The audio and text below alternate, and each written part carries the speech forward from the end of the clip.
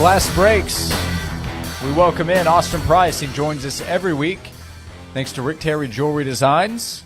Austin Price, very busy. He's covering what's happening on the field with Tennessee football. Camp now a weekend with the scrimmage coming up tomorrow, plus recruiting never stops. How busy does the recruiting trail stay at this point, Austin, after a run of commitments over the last month and a half, plus football right around the corner? It slows down pretty good. I mean, high school kids. I mean, there's a handful of kids that are still going to commit in the next 2-3 weeks across the country, not necessarily Tennessee targets, but it really slows down to the point that kids are focused on starting their high school season or senior year.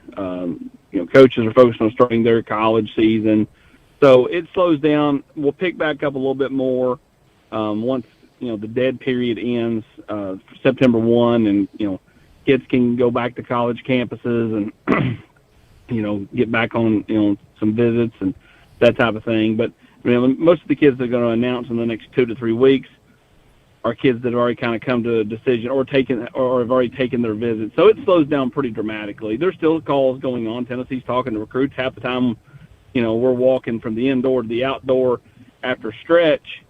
Heupel's on a FaceTime with a recruit, talking to them early in the morning, during their school day or, before they get to school. So, it never stops, but it does slow down. Has there been some communication with Nwaneri, the defensive lineman, where Tennessee has continued to be in the mix there, and now he has an announcement coming up, correct? Yeah, coming up on the 14th, so next Monday. Missouri, they've got that new state law where their collective can, start paying a kid, when he signs with the school, and like the in-state kids, and even if they're not on campus yet, and so on and so forth. So, that's I think a wrench in everybody that's recruiting Williams is kind of ointment, so to speak, or flying the ointment to accurately portray it. But, Georgia's still there, Oklahoma's still there, Tennessee. They're all still talking. Nwaneri's not went quiet on anybody. And so I think he's trying to kind of weigh his options and figure out, kind of where he's going to go. But it definitely feels like Missouri's got a little bit of traction there, mostly because of that in-state law and, the fact that, they probably can get him paid a little bit faster than the other schools can. What about edge player Jordan Ross? I know a couple weeks ago we mentioned him, and they tried to stay focused more on the football season, and Mom wanted to slow things down. Where's Tennessee stand with the 5-star, 4-star edge player from Vestavia Hills in Alabama? Yeah, Tennessee's right there. Jordan's kind of been all over the map. He's going to go earlier, he's going to go later, back earlier, back later. The most recent thing I've heard is that we're kind of back to, earlier. I don't mean he's committing tomorrow, but I don't think he's taking it to December either. So, I think for Jordan Ross, it's all about kind of, figuring some things out. You've seen a few schools move away from him and go in a different direction. Florida, Texas, have all kind of just, pivoted to another player. Tennessee's not done that. They're the most consistent team with Jordan Ross. And again, I think when you look at kind of where he's at in the process, I think if he was picking today, it would be Tennessee based off of, kind of where everything is at in his recruitment. Who has been the most impressive freshman? Newcomer?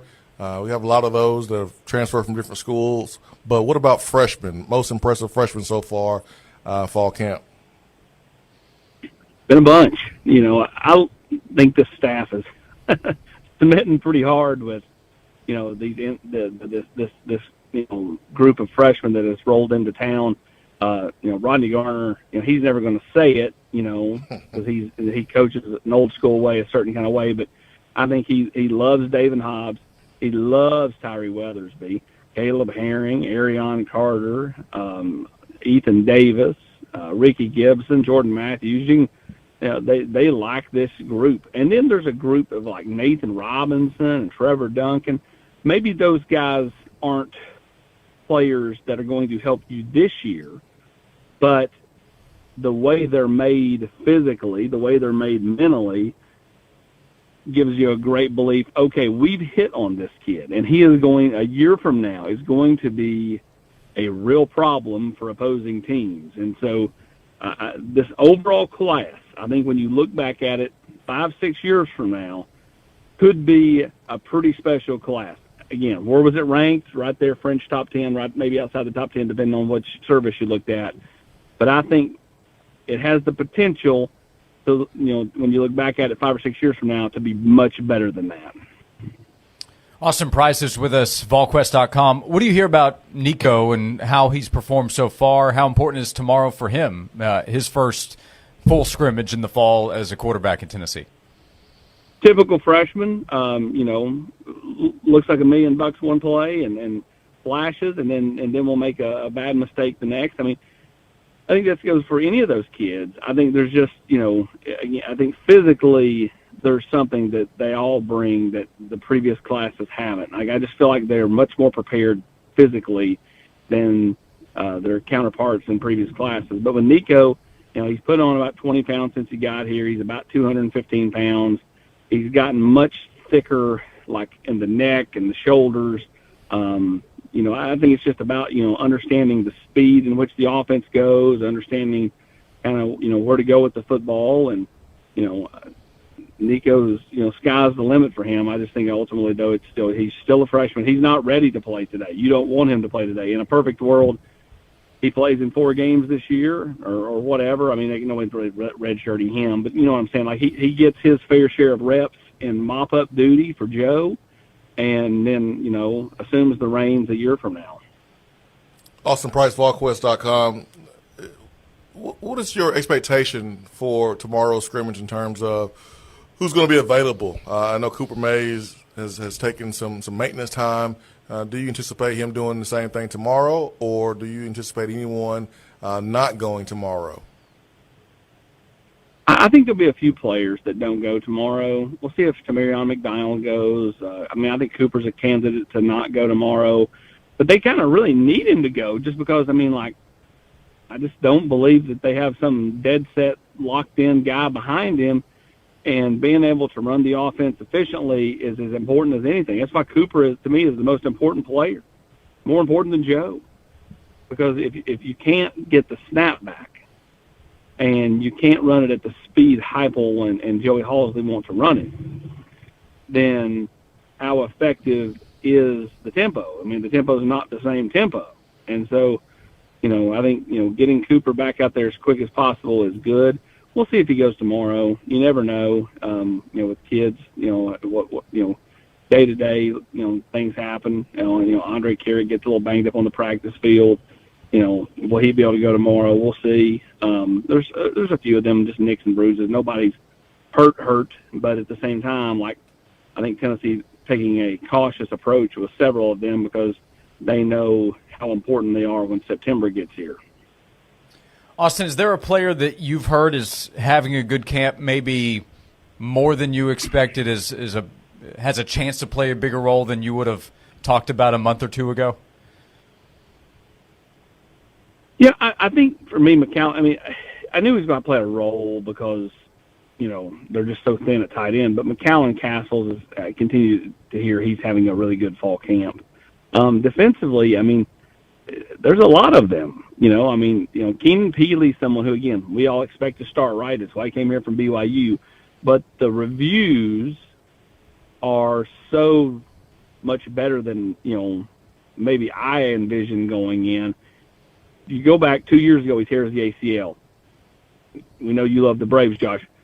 Ronald Acuna, year one after the ACL tear 2 years ago, was not Ronald Acuna. Year two, back to being Ronald Acuna.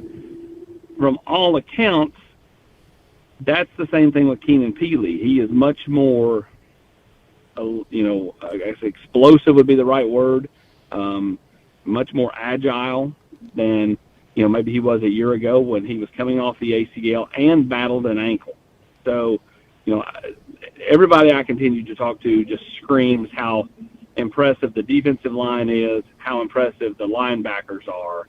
And, even if Tennessee doesn't make wholesale changes, which is something I like to see them do in the secondary, maybe if you're just that much better up front and then in the middle of the defense, it makes all the people in the back end that much better. We've seen a lot of players, Austin, talk to the media, and I think it's great that they're allowed to do that. Let the fans hear them. I think it helps with their brand.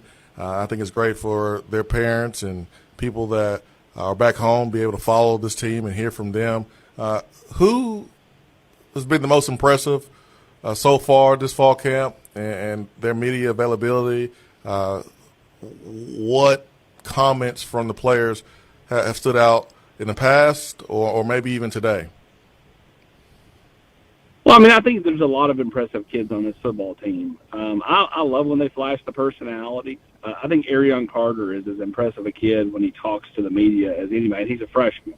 I thought John Campbell flashed the personality. I thought he, smiled. He really kind of came out of his shell, so to speak. Dante Thornton's an easy guy to root for because he smiles big and I think just enjoys it.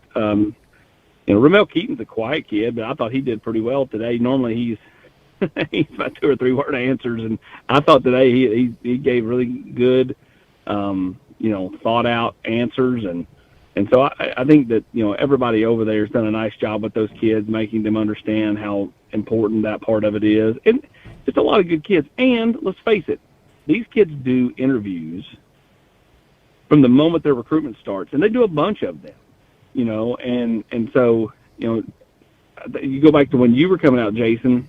Like, you just didn't do that much. So when you got to campus, like, having 74 cameras shoved in your face was a little bit of an adjustment. For most of these kids, there's not much of an adjustment anymore because they're used to the cameras, they're used to doing interviews, and so, they're able to flash some personality. And again, they think things out. They speak well. They're good ambassadors for Tennessee, and I think that you're right, Bill Martin, and the SID staff does a really good job of kind of, getting all those kids out there and getting the coaches out there. I mean, we're a few years removed from no freshmen talking, no assistant coaches talking, and now, you hear from Josh Heupel on scrimmage days and you hear from Josh Heupel to begin fall camp, but in between it's a lot of Joey Halsley and Glenn Ellerby and Brian Jean-Marie and all the assistants. And so, I think that, it just kind of keeps things fresh. So I think it makes everybody happy. It makes, as you said, the parents at home, the aunts and uncles, the grandmas that can, get on a YouTube channel or whatever and, watch their baby talk. I think it makes everybody happy. Yep, everybody. I really believe everybody benefits from it. So a lot to talk about right now, including the scrimmage coming up tomorrow, recruiting to follow. Austin Price joins us every week to talk about it thanks to Rick Terry Jewelry Design. Rick Terry Jewelry Designs, making it unique, making it special, making it just for you. They want to be your jeweler there at Rick Terry Jewelry Designs. And you can keep up with Austin's work at Volquest.com. Swain was going through the recruiting process so long ago, we had to go through an operator, I think, to connect to Swain's phone line. I think that's how it went at the time. Goodness gracious. Yeah, I think if Swain was coming out today, he would drop about 15 top fives. They'd never consist of the same 5 teams. He'd be a headache to cover. No doubt about it. No, sir. I'll be probably hard to get contact with. I would probably end my recruitment early, and I probably would be terrible for you, Austin, because you wouldn't know when I was going to commit, and no one would know. I'll just drop it. Boom. Right there on social media, tweet, shut everything down. Yep. I doubt it. The greatest lies are the ones you tell to yourself. Hey, Austin, we appreciate the time as always, and we'll talk to you again soon. Sounds good, guys. Appreciate you. Austin Price joining us on the Stanley Fencing and Gates Hotline. Man, who needs enemies when you have friends like you guys?